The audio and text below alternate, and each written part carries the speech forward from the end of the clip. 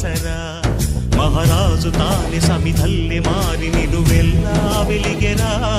భోగాన్ని విడిచి త్యాగాన్ని వలచి తాపసిగా నిలిచెరా జనక్షేమమే తన సంకల్పముగా తన ఊపిరి హోమజ్వాలలుగా స్వర్గాన్నే శాసించెనురా అమృతమును ఆహ్వానించెనురా జాడతో ఈ వేళ జన జీవితాలు చిగురించేలా కాలసీమలో ఈ వేళ రతనాల ధారలే కురిసేలా కల్లు కల్లు మని సిరిము వల్లే చినుకే చేరగా